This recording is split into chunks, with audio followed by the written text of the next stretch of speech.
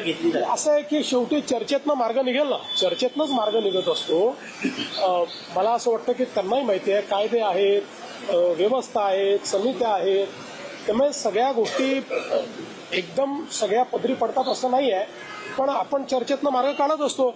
आता मागच्या काळामध्ये आपण 10% रिझर्वेशन दिलं. आज अशी परिस्थिती नाही आहे, 10% आरक्षण लागू आहे. त्या आरक्षणाप्रमाणे भरती झाली आहे, भरती चालली आहे. त्याच्यामध्ये ते आरक्षण कुठेही कोर्टाने नाकारलेलं नाही. कोर्टात आरक्षण आतापर्यंत नीट टिकलेलं आहे. त्यामुळे आत्ताची परिस्थिती अशी नाही की मराठा समाजाला आरक्षण नाही आहे, ते ऑलरेडी आहेच.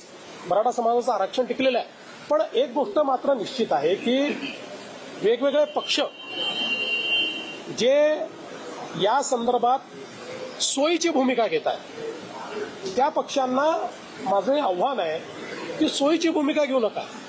भूमिका घ्यायची तर ठाम भूमिका घ्या. ठाम भूमिका घेताना दिसत नाही आम्ही तर बोललोच होतो, याचंही करा त्याचंही करा, अशा प्रकारची भूमिका नको. जे कायदेशीर आहे ती कायदेशीर भूमिका घ्या ना. तुमची भूमिका सांगा, काय कायदेशीर भूमिका आहे. या संदर्भात ते भूमिका याकरता सांगणार नाहीत, कारण त्यांना समाजामध्ये भांडण होताना कुठेतरी त्यातनं राजकीय फायद्याचा वास येतो. आम्हाला राजकीय फायदा करून घ्यायचा नाही. आम्हाला सगळे समाज सांभाळायचे आहेत. आमचं सरकार इतक्या मोठ्या संख्येनं या ठिकाणी निवडून आलं कारण आम्ही सगळ्या समाजाला सांभाळलेलं आहे. सगळ्या समाजाने आम्हाला मतदान केलेलं आहे. त्याच्यामुळे आम्हाला सगळ्यांना सांभाळावं लागेल. सगळ्यांना सांभाळून सगळ्यांचे ॲस्पिरेशन्स जे आहेत ते ॲस्पिरेशन्स कसे पूर्ण करता येतील हे आम्हाला प्रयत्न करायचे आहे.